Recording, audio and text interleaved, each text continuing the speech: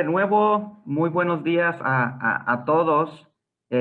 Muchas gracias, les agradezco a todos los participantes, a todas las personas que se volvieron a conectar. Estoy viendo muchas personas que ya han estado en otros webinars con nosotros. Les agradezco la confianza y les agradezco también que estén aquí presentes y hayan tomado el tiempo de escuchar este gran tema llamado La importancia del expediente del trabajador y su impacto jurídico.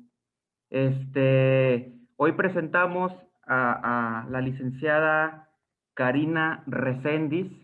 Ella es especialista en temas laborales. Ella es abogada y como pues todos los webinars de las personas que ya han asistido ya conocen la dinámica. Pues tenemos lo que es el desarrollo del tema. Las preguntas, por favor, que me las hagan llegar vía chat. A lo largo del tema los pueden ir poniendo sus preguntas. Y al final de la plática vamos a abrir un tiempo para preguntas y respuestas, aproximadamente de 10 a 15 minutos, en donde la especialista, la licenciada Karina Recendis, va a estar haciendo la contestación de estas mismas preguntas. Si al momento ven que no se les contesta vía chat, no se preocupen, no se me desesperen. Al final vamos a dar respuesta a cada una de estas preguntas.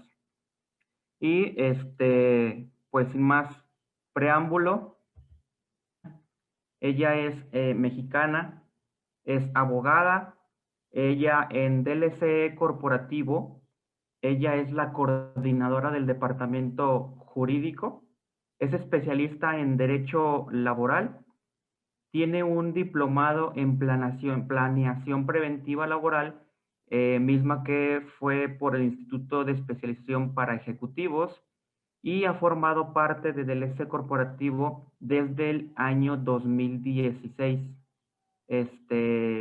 Ella pues ya tiene bastante tiempo en la empresa DLC Corporativo. El expertise que ella tiene como especialista en la materia pues nos ha ayudado a brindar ese soporte y esa confianza a todos nuestros clientes.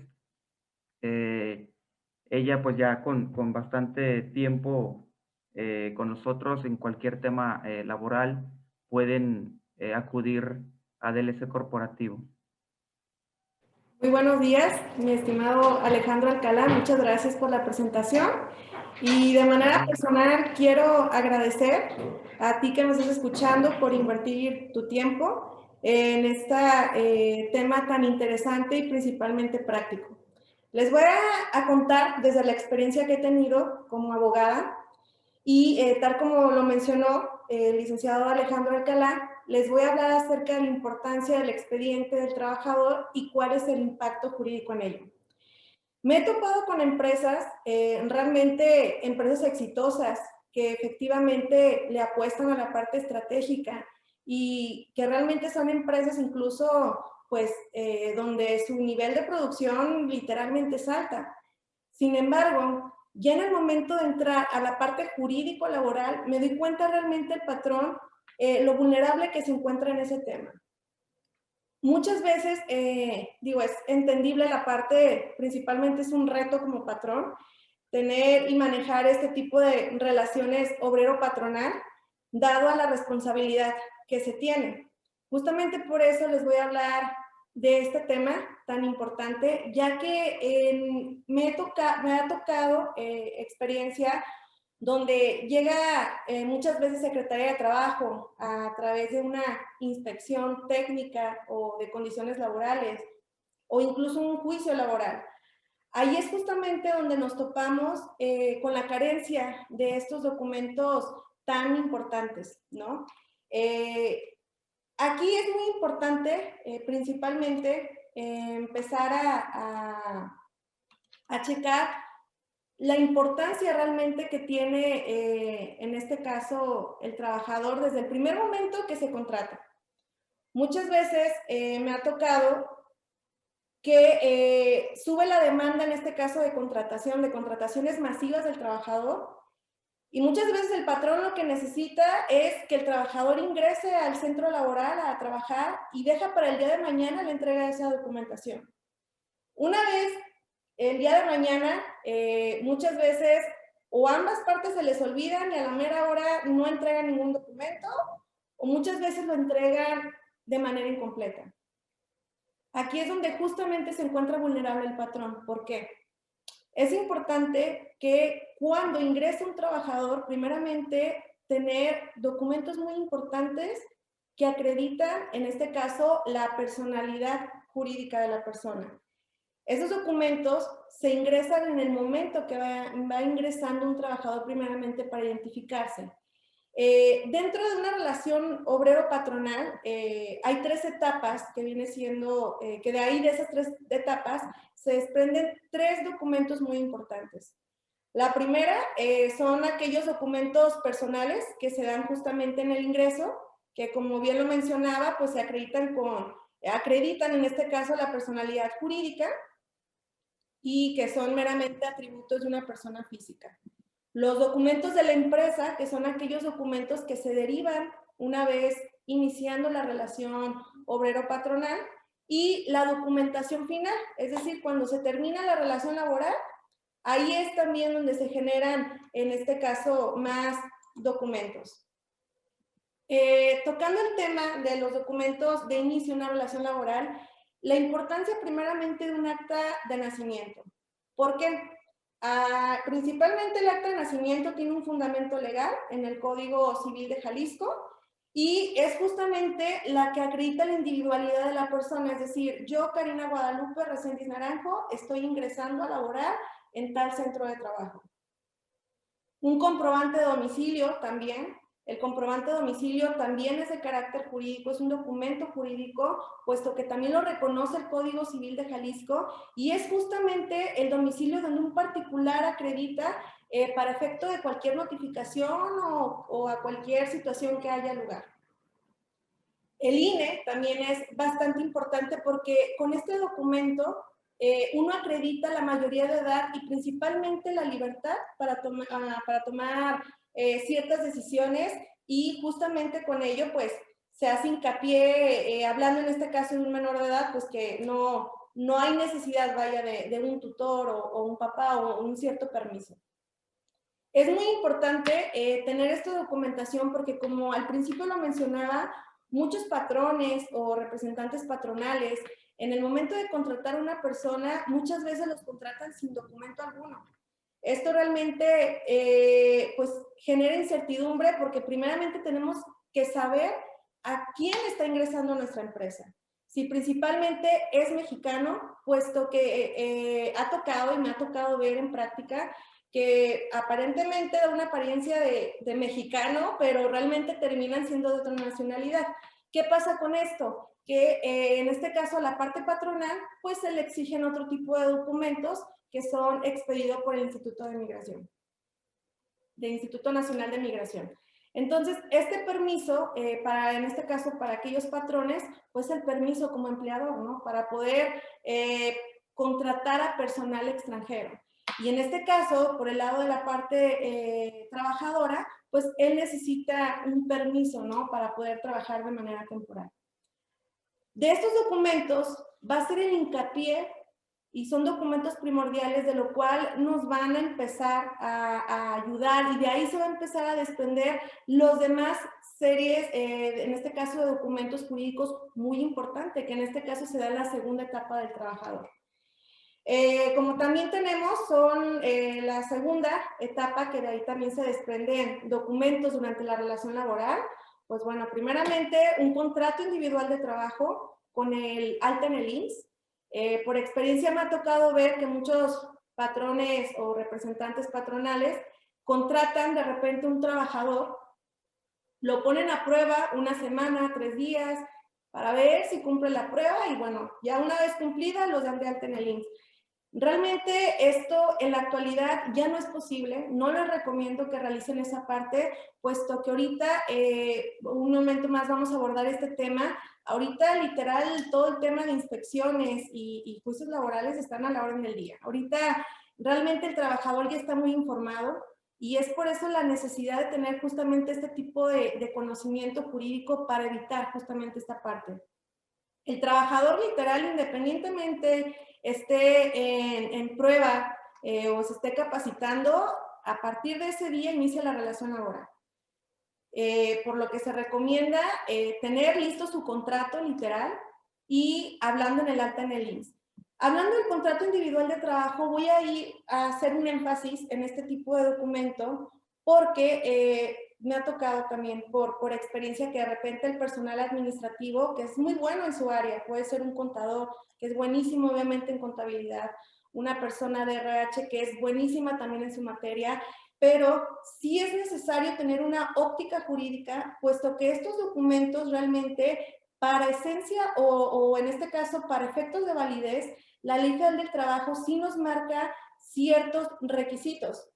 En este caso, un contrato individual de trabajo no nada más es bajar un formato en Google y ya, ¿no? Muchas veces, ¿cuántas veces no me ha tocado ver que de repente bajan de Google ciertos formatos y a la mera hora resulta que es de otra legislación, de todas las legislaciones menos las mexicanas? Aquí no es, en esta parte sí hay que tener mucho cuidado, porque realmente un contrato individual de trabajo sí debe de contar con elementos de validez. Hay ciertos requisitos de carácter obligatorios contemplados en su artículo 25 que hay que tener mucho cuidado. Estar pendiente de reformas también, adiciones o en este caso derogaciones que se hagan a la misma ley. Cabe mencionar que la Ley Federal del Trabajo últimamente ha sido una de las leyes que más impactos han tenido, más reformas han tenido. La última, que pues fue el 1 de mayo del 2020, donde se agrega como carácter obligatorio al artículo 25, en este caso, que son los requisitos de validez de un contrato individual de trabajo, la parte del beneficiario. ¿Qué pasa si no se cuenta con esto? Al final, sí puede llevar un impacto en el momento de un acta de inspección. Entonces, es muy importante realmente tener y cuidar este tipo de situaciones, hablando de los elementos de validez de un contrato y principalmente estar checando las reformas, lo que se va modificando, lo que va exigiendo la propia legislación. Las constancias de antigüedad también es bastante importante. Si bien lo comenta el artículo 81 de la misma ley, menciona que en el momento, hablando del tema de vacaciones, cada vez que le tocan vacaciones a un trabajador, es recomendable, y la ley lo marca en su artículo 81, entregar constancias de antigüedad para efecto de tener muy claro el tema de ambas partes, vaya, de lo que se va a disfrutar y lo que se va a pagar. Hablando del tema de vacaciones, es importante también tener de manera documentada, no solo con el CFDI que se está pagando esas vacaciones, sino también que se están disfrutando. Ya que en el momento de una inspección es lo primero que van a pedir, el pago y el disfrute de esas vacaciones. ¿Qué es lo que me ha tocado ver en experiencia, en práctica? Es que muchas veces por consentimiento del patrón o consentimiento de ambas partes, patrón y trabajador, obviamente pues disfrutan vacaciones de manera proporcional, vaya. Y eso no es el problema, realmente se pueden pagar igual conforme se vayan disfrutando. Lo que sí yo les recomiendo es que respecto a la prima vacacional se pague en el momento que al trabajador le correspondan sus vacaciones. En el momento que llegara alguna visita por parte de Secretaría de Trabajo, pues bueno, en el primer momento que vea a los trabajadores que ya sean acreedores al disfrute y pago de sus vacaciones, vean que respecto al pago ya se pagó, ya se cumplió con una obligación patronal, que en este caso es el 25% de la prima vacacional. Tenemos también, hablando del tema del CFDI, es muy importante timbrar unos conceptos tan importantes y tan relevantes en el momento de una inspección, como lo es el concepto de aguinaldo y en este caso el concepto del pago del PTU. Respecto al aguinaldo, por lo regular, los primeros 6 meses de cada año, Secretaría de Trabajo tienden a tener un programa de manera que empiezan a inspeccionar ciertos lugares. Y muchas veces van enfocados nada más al tema del pago de aguinaldo, por ejemplo, un ejemplo, ahorita con la situación de COVID, pues bueno, al tema de medidas sanitarias, ¿no? Que estén cumpliendo esta parte. Entonces, realmente Secretaría de Trabajo hace operativos dependiendo la temporalidad, ¿no? Entonces, es importante tener a la mano, pues, los FDIs, ¿no? De los trabajadores, en este caso que vengan pues timbrado lo que viene siendo la parte del aguinaldo y obviamente del PTU. Anteriormente se exigía que el CFDI estuviera literal firmado por el trabajador. Realmente eso se recomienda, sin embargo, sí salió una jurisprudencia donde se menciona que basta con que esté timbrado. Entonces, esa parte sí es muy necesaria tenerla contemplado como parte de esos documentos que se van generando una vez que ya haya iniciado el trabajador a elaborar. Las constancias de permiso también, cuántas veces no le das permisos a ciertos trabajadores sin dejar constancia. Entonces, eso es bastante importante, puesto que también el trabajador al final, en el momento que se encuentra en un permiso, ya está en riesgo de en este caso, de sufrir algún tipo de accidente. De esta manera, como patrón, pues se puede acreditar que este trabajador pues se encontraba en un permiso, ¿no? Y que en el momento de encontrarse en un permiso, pues bueno, ya no es responsabilidad vaya patronal de algún tipo de accidente. Entonces, es bien importante tener este tipo de documentos que al final van a servir bastante, ¿no? En el momento de alguna situación. Constancias de entrega de herramientas de trabajo también es una obligación patronal que definitivamente también debemos dejar por escrito, es decir, toda aquella herramienta que se dé, en este caso al trabajador, todo hay que dejarlo por escrito para efecto de poder acreditar que efectivamente estás cumpliendo con tus obligaciones. Es también importante toda compra que se realice, en este caso para efecto de herramientas de trabajo, se estén facturando, ya que en un acta de inspección, realmente de manera para poder comprobar lo que piden son las facturas. De esa forma, uno comprueba que sí realmente está cumpliendo uno como patrón esa obligación y que se están comprando principalmente. En este caso también, pues bueno, el control de autorizaciones de jornada extraordinaria, en este caso, si es que las realizas en tu centro de trabajo, pues bueno, es muy importante no realizarlas mediante una constancia donde firmen ambas partes, es decir, por parte del trabajador aceptando esa jornada extraordinaria y por parte en este caso, del patrón solicitando. También vamos a hablar, en este caso, de las listas de asistencia. Aquí me voy a detener un poquito más, dado al tema un poquito más controversial, ¿no? En la práctica. Muchas veces, ¿cómo nos encontramos cuando hay una plantilla alta de trabajadores con las listas de asistencia, ¿no? Realmente es muy importante y me atrevo a decir que en la mayoría de las empresas donde más está la debilidad en una planeación laboral es justamente en las listas de asistencia. Es muy importante las listas de asistencia justamente por muchos motivos, principalmente, no sé, faltas injustificadas, ¿no? Que quiera realizar un despido justificado justamente por encuadrar en una de las causales del artículo 47, es justamente la probanza y como medio de prueba, pues es las listas de esas asistencias, ¿no? O incluso también, como comentaba, también en compañía de esas constancias de permiso, pues bueno, en un juicio laboral, pues bueno, ahí se meten las listas de asistencia y con eso se comprueba que el trabajador, yéndonos a casos muy extremos, que haya sufrido algún accidente, pues bueno, con eso se demuestra que efectivamente se encontraba en permisos. ¿Qué es lo que pasa? Hay empresas que cuentan con un reloj checador. Realmente la Ley Federal del Trabajo sí lo permite, en este caso como un elemento probatorio. Sin embargo, en la parte de los reloj checador sí hay que tener mucho cuidado. Yo siempre recomiendo que en todo documento, en una relación obrero-patronal, el trabajador siempre les firme con sus 2 huellas. ¿Por qué? Porque en este caso el reloj checador es un poco más manipulable, vaya. Entonces, sí hay jurisprudencias donde se menciona que literal debemos de encuadrar para efecto de poderlo exhibir como un elemento de validez. Pues bueno, primeramente que el programador lo reconozca como tal, también exhibir una serie de recibos que vayan a la par y que efectivamente haya congruencia con el reloj checador, y principalmente que el trabajador esté aceptando desde su contrato individual de trabajo y en su reglamento interior de trabajo depositado ante la Junta, que está de acuerdo en que su control de asistencia se llevará en un reloj checador. Yo lo que les recomiendo que aquellas empresas que cuenten con un reloj checador, al final les va a arrojar un reporte.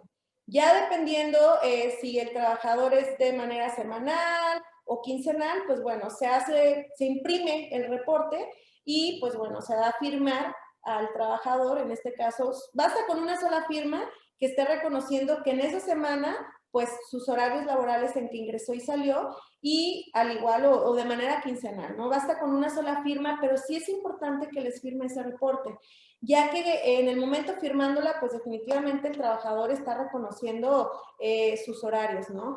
Dentro de la lista de asistencia, la ley, y puede reconocer muchos en este caso como un simple Excel, por ejemplo, de manera que muy importante que venga el domicilio del centro de trabajo, el nombre del trabajador, el horario de entrada, el horario de salida, el horario de entrada y salida de comida. Es importante mencionarles al trabajador, incluso que venga dentro de un reglamento interior de trabajo, que el trabajador está obligado a checar tanto su ingreso de comida como su hora de salida. De esta manera, el patrón comprueba que está cumpliendo con otra de sus obligaciones patronales, que es otorgar media hora o 30 minutos para la toma de alimentos, ¿ok? Entonces, esta parte sí es súper importante. Me ha tocado que justamente por la carga administrativa muchos patrones realmente dejan a un lado esta parte, pero no saben lo trascendental que llega a ser en el momento de una inspección y en el momento de un juicio laboral.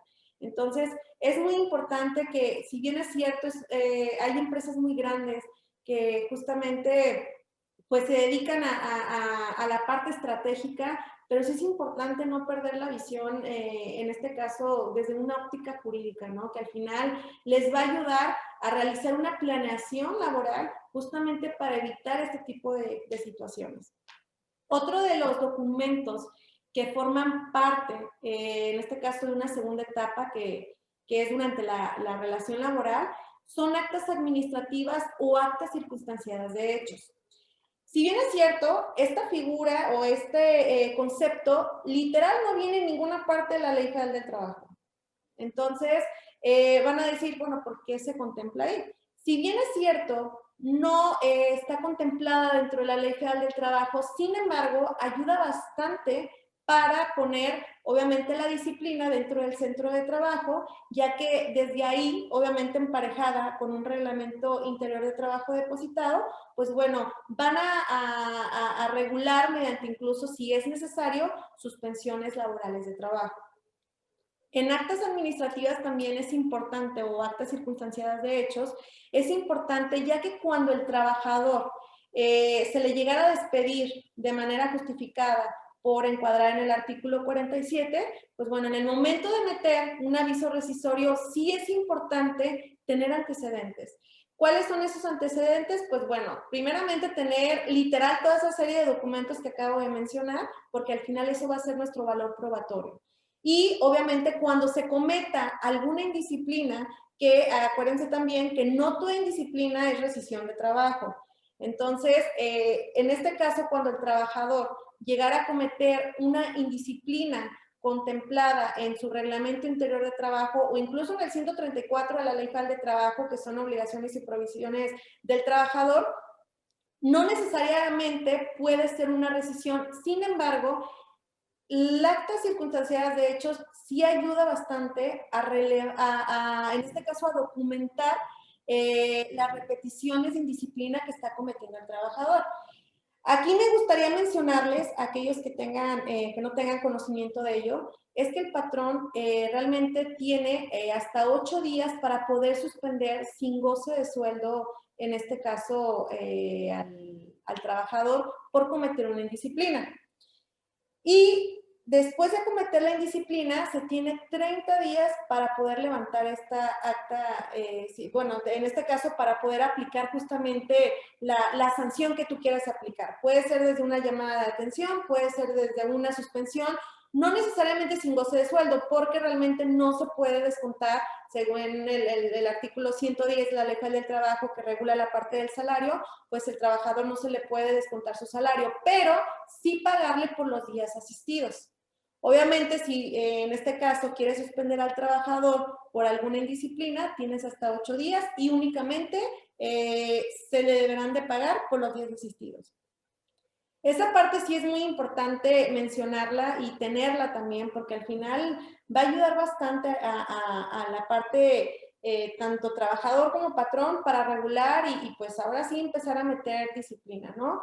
Sí es importante llevarlo siempre, como lo mencioné, mediante un reglamento interior de trabajo, que al final también ese reglamento no nada más es bajar un formato en Google, ni mucho menos, puesto que también tiene elementos de validez, mismo que contempla el artículo 422 de la Ley Federal del Trabajo, donde nos menciona una serie de requisitos para efecto de poder depositarlo ante la Junta de Conciliación y Arbitraje. Y algo también muy importante que en este caso, otros de los documentos, bueno, dentro de los documentos que acabo de mencionar, con eso se acreditan justamente la fecha de ingreso de la empresa, la antigüedad laboral, el horario de trabajo y descanso, el horario, en este caso el pago del salario y horas extras y días festivos. Estos justamente estos requisitos que estoy mencionando en este caso de fecha de ingreso, antigüedad laboral, es justamente lo que pide la Junta, es justamente lo que pide Secretaría de Trabajo. Entonces, es muy importante tener de manera documentada las condiciones laborales que desde el primer momento se vaya a tener, en este caso, con el trabajador. Si hay alguna modificación dentro de esas condiciones laborales, no hay necesidad de hacer de nuevo un contrato, basta con agregarle un adendum o un convenio, que en este caso es un documento que se adiciona al contrato y donde se menciona, en este caso, en este caso, a partir de qué fecha va a empezar cierta modificación de alguna condición laboral. Entonces, es muy importante tener contemplado estos documentos. Y la tercera etapa de un trabajador, en este caso es, pues, su salida, ¿no? Ya sea por despido justificado o, en este caso, renuncia. Sin embargo, es una de las etapas más importantes y de la cual me atrevo a decir por experiencia que es la que menos toman en cuenta, que es la salida de un trabajador. Muchas veces cuando nos hemos topado, cuando el trabajador renuncia y pues realmente renuncia de una manera muy pacífica y uno piensa que realmente no va a hacer nada, bueno, pues ya nos fuimos, ya se fue, incluso ni siquiera me pidió sus partes proporcionales y pues bueno, ya les decimos adiós y tan amigos como siempre. ¿Y qué creen? Después el trabajador puede demandar y ha tocado que una vez firmando un convenio o incluso entregándole sus partes proporcionales, el trabajador va y demanda. Entonces, ahí la importancia, de ahí radica la importancia de un convenio de terminación laboral en el término de la relación, vaya la redundancia, de un trabajador y principalmente que esté ratificado ante la Junta de Conciliación y Arbitraje. Quiero mencionarles que la parte de la ratificación realmente se recomienda sí o sí. Es lo que totalmente les recomiendo porque créanme que les va a quitar muchos dolores de cabeza en el momento de un juicio laboral. Esta ratificación da cumplimiento al artículo 33, de manera que este convenio, una vez estado ratificando, pues se va a elevar al laudo ejecutoriado. Por llamarlo de palabras muy coloquiales, cosa juzgada, viendo de esa forma. Entonces, es muy importante que en toda salida del trabajador se haga un convenio con el trabajador de entregándole las partes proporcionales o cualquier tipo de acuerdo con las que lleguen, ya sean gratificaciones, indemnización, todo lo que ustedes vayan a entregar al trabajador, es muy importante plasmarlo mediante este documento. Yo digo, no hay que confiarse. como abogada me ha tocado también llevar pues la parte familiar, ¿no? En temas de divorcios, y yo realmente lo pongo mucho de ejemplo con la parte laboral, puesto que como es en un matrimonio, al principio todo muy bonito, se da la mejor cara, y en el momento de un divorcio, ahí es cuando salen las verdaderas personalidades. Me ha tocado verlo en materia laboral también, con familiares que muchas veces por ser familiares hacen caso omiso de todo este tipo y serie de documentos, y muchas veces pueden ser las bajas o las salidas más conflictivas. Entonces, hay que evitar todo esto, eso sí, los exhorto a todos para que contemplen este documento tan importante que en el momento de un juicio laboral, créanmelo, que me ha tocado cuando en el momento de un juicio laboral con abogados de la parte trabajadora, que una vez teniendo conocimiento que hay un convenio ratificado, hay dos asuntos. La primera, o dejan definitivamente de asistir a lo que viene siendo a los juicios, a las audiencias, por ende se va en rebeldía, obviamente pues se torna a favor el juicio, porque al final nosotros tenemos un documento con que acreditarlo y que al final es ratificado mediante una autoridad que es Secretaría de Trabajo. Y la segunda, pues obviamente al ver ese convenio, pues bueno, tratan de ver qué fue lo que no se le pagó para tratar de mencionar.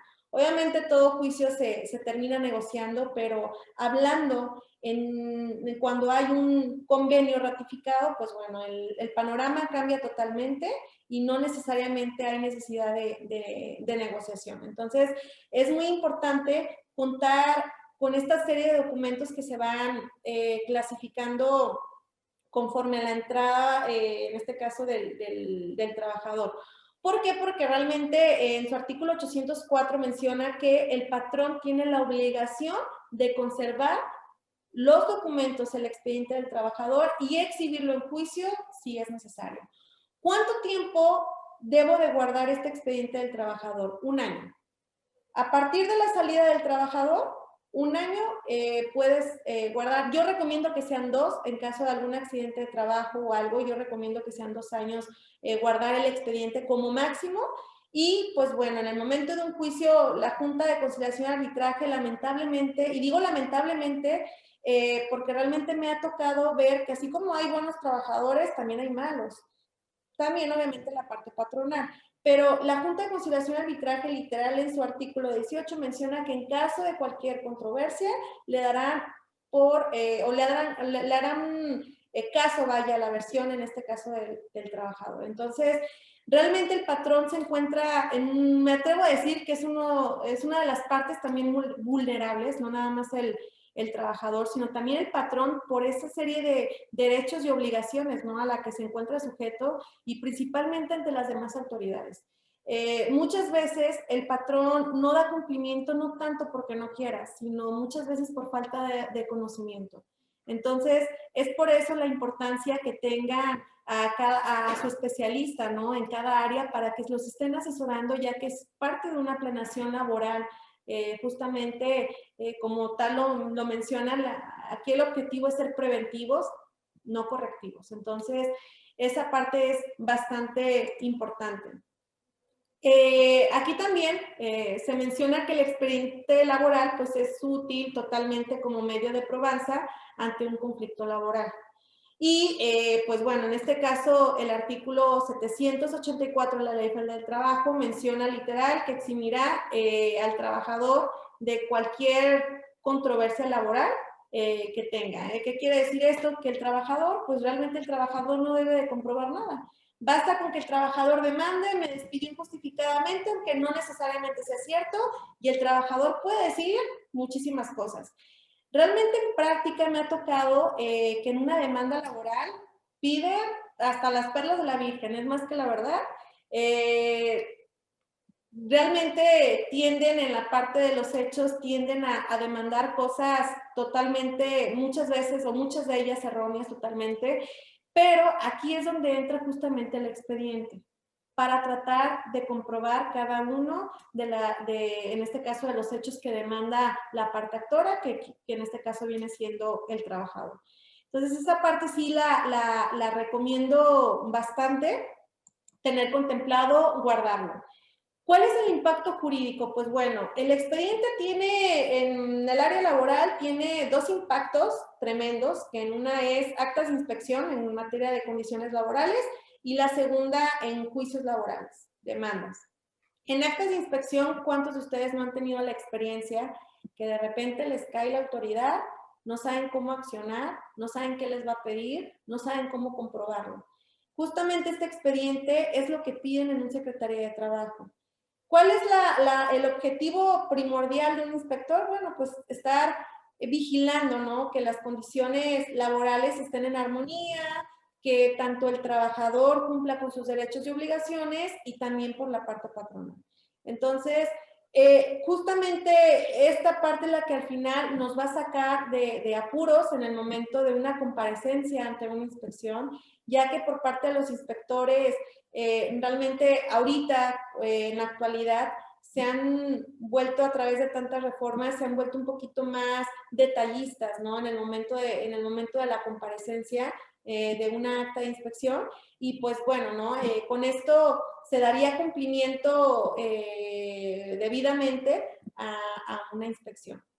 En este caso, en un juicio laboral, pues totalmente es una prueba contar con el expediente y bueno, obviamente no es lo mismo negociar, ¿no? Con una serie de documentos que probablemente no se tengan en su totalidad, a de plano no tener nada, porque ya en un momento de juicio, ya cuando llegan a juicio, ya totalmente el monto de la negociación incrementa totalmente. Entonces, el impacto jurídico, hay dos impactos jurídicos, literal. Una, o dar cumplimiento y evitarnos problemas, dolores de cabeza, y el segundo impacto, estar pagando multas. Les voy a mostrar ahorita en el año 2021, literal, lo que en el artículo 998 de la Ley Federal del Trabajo contempla, ¿no? En caso de alguna irregularidad, más o menos a cuánto ascienden las multas. En un escrito de condiciones laborales, que viene siendo un contrato individual de trabajo, es decir, si la parte patronal omite este escrito o no cuenta con los requisitos de validez que exige la Ley Federal del Trabajo o no tiene o no está cumpliendo con esta obligación, la multa es de 4,481 a 448,100 pesos. Respecto al salario también, es muy importante no estar reteniendo salarios.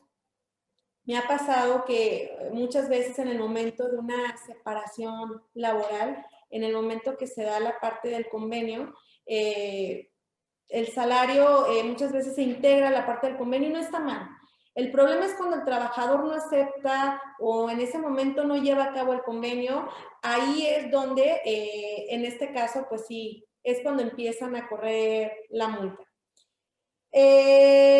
Esta multa pues va de 4,481 a 22,405. La jornada de trabajo, cuidarla mucho, que no exceda de la jornada extraordinaria de trabajo. He ahí la importancia que tengan a un asesor jurídico en el momento de la elaboración de un contrato, ya que no necesariamente, digo, en la práctica muchas veces se da que por mutuo consentimiento muchas veces excede esas 48 horas. No está mal si al final internamente las partes están de acuerdo, bueno, al final llegaron a un acuerdo ambas partes. El problema radica en que se debe tener mucha precaución de qué es lo que se está poniendo en ese documento. Si se viola, en este caso, las jornadas legales máximas de ley, pues bueno, las multas ahí rondan totalmente en lo mismo. Al igual con el descanso semanal y obligatorio, es importante que en este caso en los descansos obligatorios se les pague al trabajador como debe de ser, conforme a ley, o en su defecto, pues que los descansen, ¿no? De lo contrario, al igual va a generar multas. Como verán, en la presentación realmente son multas muy elevadas. Y lo más importante, y no para que se alarmen, pero estas cantidades es por trabajador. Entonces, si tú tienes 10 trabajadores y en cada trabajador se presenta una regularidad en cada uno de los conceptos que están viendo en la diapositiva, pues van a ser acreedores a una multa por cada trabajador. Entonces, eso es muy importante tenerlo contemplado ¿cuál es el beneficio de contar con un expediente laboral? Pues bueno, primeramente sirven como herramienta para una mejor toma de decisiones, se tiene un mejor control administrativo del personal de la empresa, se evitan sanciones por parte de las autoridades, no nada más de Secretaría de Trabajo, sino también de IMSS, de Infonavit, de SAT, que ahorita internamente están muy comunicados y tienen mucho control ya en esta actualidad.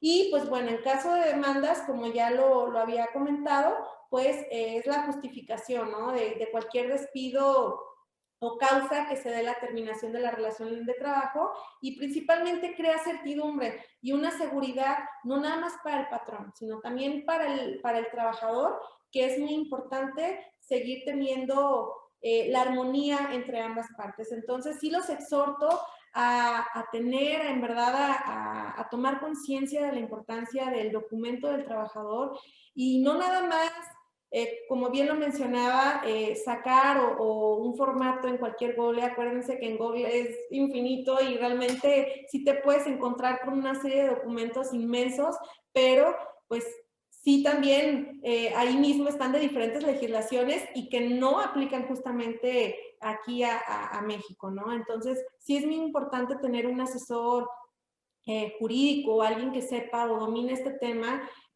para cuidar justamente esos detalles, ¿no? Incluso en el momento de un despido del trabajador, llevar adecuadamente una negociación con el trabajador o una rescisión, ¿no? Desde conocer la personalidad del trabajador, cómo le voy a llegar al trabajador, de qué forma le voy a decir, cómo lo voy a negociar.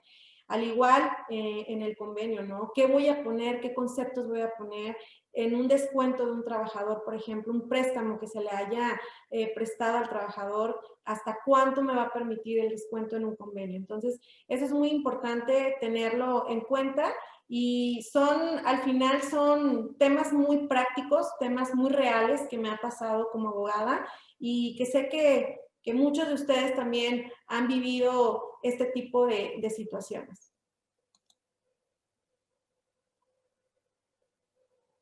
No sé, perdón, Alex. Muchísimas gracias, licenciada Karina. Interesante tema y de suma importancia, ¿no? Para todas las empresas, que muchas veces no tomamos en cuenta que algún documento que nos puede faltar al momento de ingresar el trabajador a formar parte del equipo de la empresa, este documento podría afectarles a lo mejor en algún futuro, ¿no? A lo mejor hoy dices, ¿sabes qué? Pues te falta a lo mejor tu INE. Lo dejas a la deriva, entra el trabajador, comienza a trabajar, pero lo dejas así y ya nunca el trabajador te lleva la identificación, el documento que le haga falta. Tenemos algunas preguntas para usted, licenciada. La primera es de Ramiro Lara y pregunta, ¿cómo se acredita el disfrute de vacaciones con acta circunstanciada o como evidencia, y cuál sería la prueba idónea? Bueno, una de la prueba idónea pues es una constancia donde mencione primeramente las generales del trabajador para poder identificar de qué trabajador está disfrutando esas vacaciones, desde el nombre, el número de seguridad social, la CURP. Y algo muy importante, mencionar dentro del documento la fecha de ingreso del trabajador para de ahí sacar el dato de cuántos días de vacaciones, perdón, le corresponden por ley, las fechas en que va a disfrutar el trabajador, de qué días a qué días, cuántos días les va a restar por disfrutar, y algo muy importante, en qué periodo de nómina se va a ver reflejado, en este caso, los días proporcionales que quiera disfrutar de vacaciones. Ok. Otra pregunta también de Ramiro Lara dice, ¿cómo debe registrarse ante la Junta Laboral un contrato? ¿Se presenta mediante escrito? ¿Existe algún formato o procedimiento? ¿Y cómo sé qué oficina me corresponde o cómo se procede en este sentido? Contratos individuales de trabajo, la ley no te exige que se registre ante Secretaría de Trabajo, puesto que es un documento privado, ¿no? Donde al final terminan firmando el patrón y el trabajador. Entonces, no es de carácter obligatorio. De hecho, muchas veces se ratifican ante la Junta para dar fecha cierta, pero realmente no es necesario. Basta con la firma del trabajador, con las huellas en todas sus hojas de los contratos y mencionando la fecha realmente de ingreso, pero no es de carácter obligatorio registrado ante la Junta. Perfecto. También de Ramiro pregunta, ¿cómo se ratifica el convenio de terminación laboral ante la Junta de Conciliación y Arbitraje? O coordinación de conciliadores, dependiendo de cómo sea la situación. Ahí es donde se ratifica, ahí es donde ellos mismos van a ratificar la parte de los convenios. Aquí sí me voy a detener, no en todos los casos se recomienda llevar al trabajador ante la Junta. ¿Por qué? Muchas veces las bajas de los trabajadores tienden a ser un poco conflictivas o complicadas, o muchas veces el trabajador te puede firmar y realmente está indeciso. En el momento de llevarlo a la Junta, ¿qué pasa? Está una serie de talibanes desde la esquina que casi hasta tú, uno como abogada, lo terminan abordando. Entonces, sí, yo les sugiero definitivamente que no, porque de esos famosos talibanes tienen un don de convencimiento que casi hasta a mí me convencen, por llamarlo de esa forma, de ser un poquito más dinámico la respuesta. Entonces, no les recomiendo esa parte. Sin embargo, obviamente ahí también se pueden optar por ciertas estrategias, ¿no? Para al final ratificar, pero sí, respecto a las áreas, está el área de ratificaciones y coordinación de conciliadores. Ok. Otra pregunta es, con la reforma laboral escuché que ya no serían juntas de conciliación, sino juzgados. ¿Cómo va ese proceso en Jalisco? Así lo marca lo que viene siendo la reforma laboral. En la práctica todavía seguimos mencionando como juntas porque todavía están operando literalmente como juntas. Una vez que pasen ya a los tribunales laborales, pues bueno, en este caso se menciona que se van a cambiar a ciudad judicial. Sin embargo, van a dar un tiempo. Después de la reforma son aproximadamente de 2 a 5 años para que pueda ya regularse tal cual como la reforma actual y mencionar, actuar principalmente como tribunales. Perfecto. Sergio Domínguez pregunta, ¿el formato de salida que mencionas, supongo yo que el convenio, al ser ratificado ante la Junta de Conciliación y Arbitraje, te entregan algún documento comprobatorio de que se ratificó ese documento o ese convenio? Es importante que una vez esté ratificado, pues se supone que debe ser un tanto para la parte patronal y un tanto para la parte trabajadora.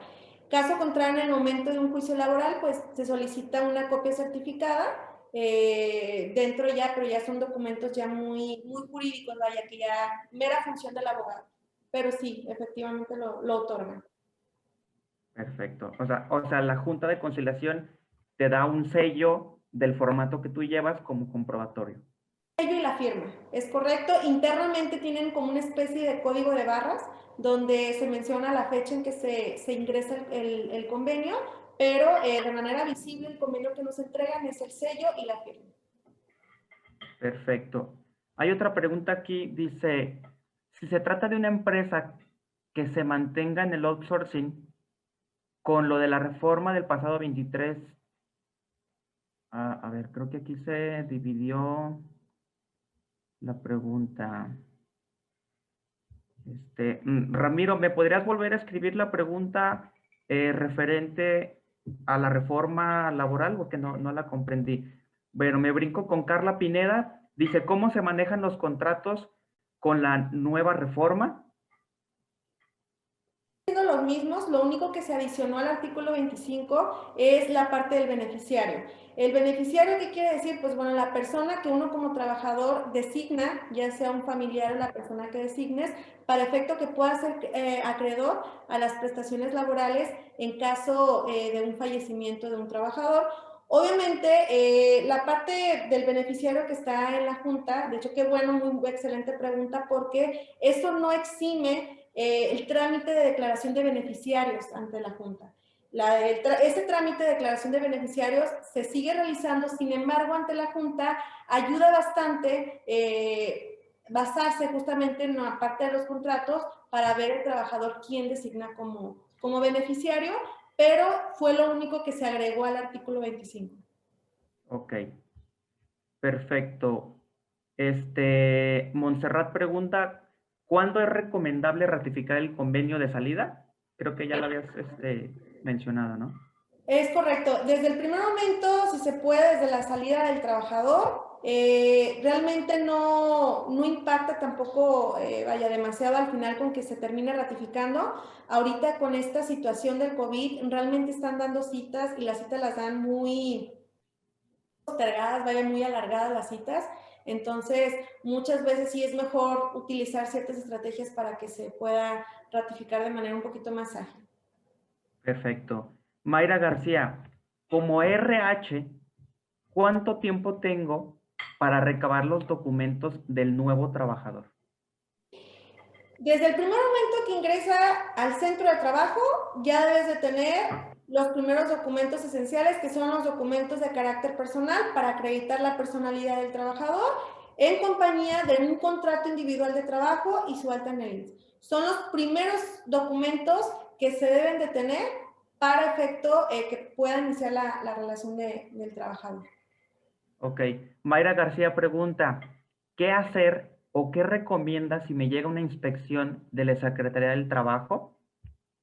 Primero, mostrarse de una manera amable. Me ha tocado que hay personas que se ponen o niegan el acceso. No dejemos de recordar que es una autoridad. No se le puede negar el acceso. Ellos al final van solamente a inspeccionar si se está cumpliendo. Van a notar, en este caso, pues la mejor manera es recibirlos de manera cordial.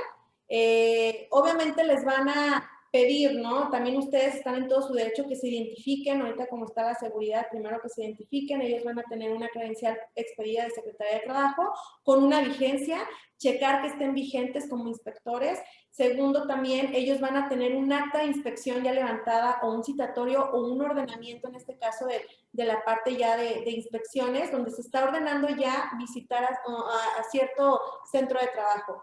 Es importante dentro del acta de inspección verificar datos muy importantes. El primero, que en verdad se esté inspeccionando o que la orden girada sea en el centro de trabajo que tú actualmente pues, te encuentras y la razón social, que efectivamente coincida tal cual.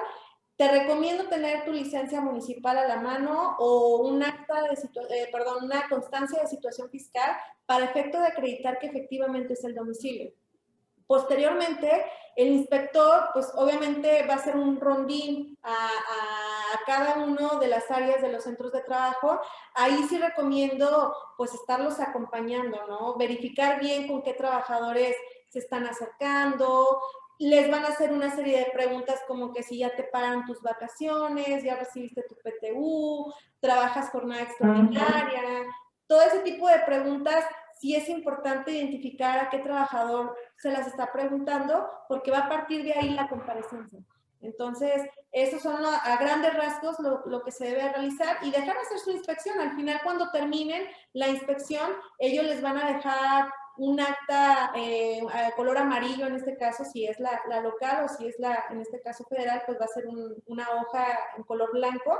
Y ahí mismo, verificar principalmente también cuántos trabajadores te están poniendo en el acta, que no te vayan a poner de más trabajadores. Si llegara, en este caso, la inspección, oye, ¿cuántas sucursales tienes? No menciones que tienes más sucursales, porque entre más menciones, más te van a caer.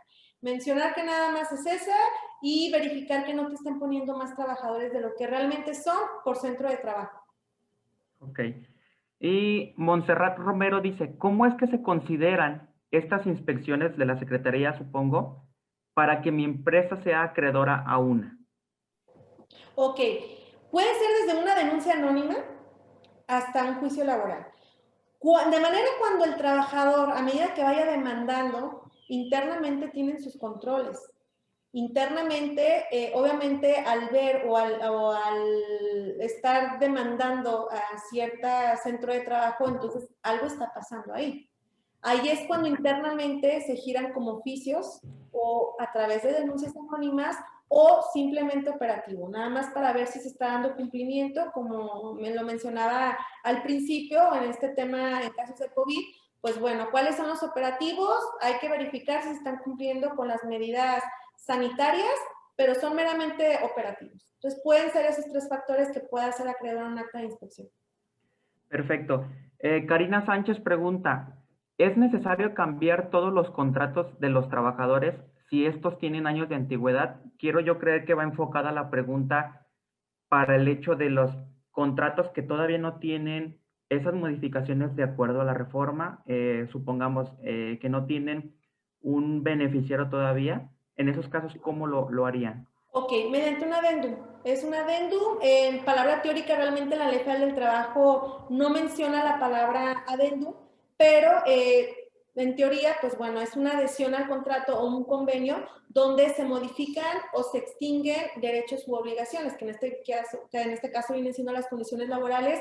No es necesario que se vuelva a hacer un contrato individual de trabajo. Se supone que el contrato individual por tiempo indeterminado, ese es el contrato original. Sin embargo, a medida de contemplar estos cambios o cualquier tipo de modificaciones, se realizan mediante un convenio o adendum. Perfecto. Otra pregunta que tenemos aquí en el chat es de James DLC. Pregunta para la abogada. Un trabajador que me robó mercancía, fui testigo, lo despedí y de todos modos me demandó en la Junta de Conciliación y no tiene documentos. ¿Qué es lo que hace en este sentido? A pesar de que el trabajador se portó mal, a pesar de que el trabajador robó, todavía fue y demandó a la empresa. No tiene ninguna prueba documental. ¿Qué harían en este caso? Totalmente negociar. Negociar. Hay ciertas estrategias ya por parte del abogado y estando en materia de juicio, donde sí nos podemos abastecer más que nada para tratar de que la negociación sea la cantidad lo menor posible. Sin embargo, por falta de expedientes, ya para empezar, podrá realmente tener la culpa o definitivamente un despido injustificado, pero a carencia de estos elementos no se puede encuadrar en el artículo 47. El patrón queda totalmente en estado de vulnerabilidad ante un juicio y en estos casos definitivamente negociarlos. Sí es importante definitivo que represente un abogado en una negociación en estos asuntos. ¿Por qué? Porque el abogado vaya dado a su especialidad, pues ya puede acudir a ciertas estrategias que no necesariamente sean verdades o no necesariamente se tengan documentadas, pero bueno, esa es parte justamente para lograr una negociación un poquito más baja. Claro. Y como recomendación para Jaime, que hizo la pregunta, sí contar con especialistas y expertos, si es el caso de su empresa o es el caso de otras empresas, contar con especialistas o una asesoría externa para la revisión, ¿no? Principalmente la revisión de sus expedientes que estén completos, que tengan la documentación necesaria y que tengan el cumplimiento en cuestión laboral, jurídica y de seguridad social, ¿no? Qué bueno que tocas este tema, porque realmente en la práctica eso me pasa mucho, que de repente dejan un ejemplo al contador, a la de recursos humanos, que se hagan cargo de todo, y son buenísimos en su materia, pero en la parte laboral veo realmente que no dimensionan realmente el impacto jurídico que puede llegar a ocasionar si no se cuenta con una planeación. Esta parte sí es muy delicada porque pues veo y me ha tocado ver pues realmente que es a uno de los temas que menos voltean, ¿no? Se enfocan tanto en la productividad y sí, en verdad, o sea, son empresas muy grandes, muy exitosas, donde hay muchísima producción, pero esta parte en el momento de descuidarla puede correr en riesgo incluso hasta el patrimonio de su empresa, ya yéndonos a casos muy extremistas, en un juicio ya perdido, donde no se tenga medios para poder pues subsanar el pago, existen los embargos. Entonces, es por eso muy importante siempre contar con la presencia jurídica, y digo jurídica porque, volviendo de nuevo al tema, no se trata nada más de bajar formatos, de que hay un formato de constancia de vacaciones o un formato de contrato individual de trabajo. No, porque realmente en la práctica, tanto los inspectores y la Ley Federal del Trabajo te piden ciertos requisitos para elemento de validez. Y si no se cuentan con esos requisitos, pues realmente en materia de juicio lo pueden tumbar, en materia de inspecciones lo pueden regresar y en materia de convenios simplemente no lo ratifican. Perfecto. Muy bien. Menciona Beatriz que si el CURP se puede sustituir por el acta de nacimiento. La CURP es un documento, es una información de carácter obligatorio que lo contempla el artículo 25 de la Ley Federal del Trabajo y entra literal como dato obligatorio de un contrato. Entonces, ahí sí no hay para dónde hacernos, el trabajador debe tener su CURP. Ok. La prima vacacional, esta pregunta es de Beatriz Sánchez. La pregunta vacacional, ¿es obligatorio pagarla cuando se gozan las vacaciones? Totalmente, sí. Me ha tocado que muchas veces en el primer momento que el trabajador ya le toca disfrutar sus vacaciones, por mutuo consentimiento dice, ¿saben qué, patrón? Pues yo quiero nada más disfrutar 3 días y pues ya, se les pagan esos 3 días y muchos patrones pagan la prima, no sé, un ejemplo, si nos encontramos en julio, la pagan a todos los días, el mes de diciembre. No recomiendo, ¿por qué? Porque en el momento que caiga una inspección de trabajo, aquellos trabajadores que ya le corresponden la prima de vacacional, te lo van a pedir en el CFDI timbrado. Entonces, no podemos llegar a decirles, es que los pagamos en diciembre, porque pues al final eso, la ley no lo permite. La ley menciona literal que desde el primer momento que cumplas, no nada más se deben de disfrutar, sino se deben de pagar. Entonces, probablemente sí se puedan pagar las vacaciones de manera proporcional a como las están disfrutando, pero la prima sí les recomiendo que las paguen de manera inmediata. Perfecto. ¿Cuánto tiempo tienen para entregar un finiquito? El artículo 516 de la Ley Federal de Trabajo menciona literal la prescripción de esos derechos. Entonces, un año tienen a partir el trabajador para poder reclamar, en este caso, el finiquito. Qué bueno que haces esa pregunta para enfatizar el comprobante de domicilio, que fue uno de los primeros documentos que mencioné, ya que muchas veces muchas personas se pueden preguntar, ¿y por qué el comprobante? O muchas veces ni actualizan los comprobantes de domicilio y a la mera hora el trabajador presenta uno que ni es. Justamente en el momento de una salida de un trabajador es lo que más nos ayudan para buscarlo y poder llegar a un acuerdo. Entonces, por eso cada uno de los documentos son muy importantes. Perfecto. Y por último, se nos terminó el tiempo. Por último, DLC corporativo, viendo todos estos temas de tu exposición y viendo las repercusiones que tienen a falta de algún documento o en caso de alguna demanda, DLC corporativo puede dar el soporte a todas aquellas empresas y personas para darle alguna solución de todo lo ya platicado? Totalmente, y lo puedo decir con seguridad, que muchos de nuestros clientes los hemos auxiliado desde el primer momento que nos marcan, tenemos la Secretaría de Trabajo, qué decimos, qué hacemos, o de un día para otro, ¿saben qué? Nos presentaron una notificación y el trabajador no me la presentó a tiempo y se encuentra, no sé, el juicio, no sé, tenemos que presentarnos que en Aguascalientes o en Mazatlán, o una comparecencia también de inspecciones en otro lugar, lo hemos realizado, lo hemos cerrado, lo hemos negociado e incluso también con convenios que no precisamente están ratificados. Digo, al final eso es una moneda al aire, pero ahí es donde entra la estrategia del abogado y sí lo hemos hecho.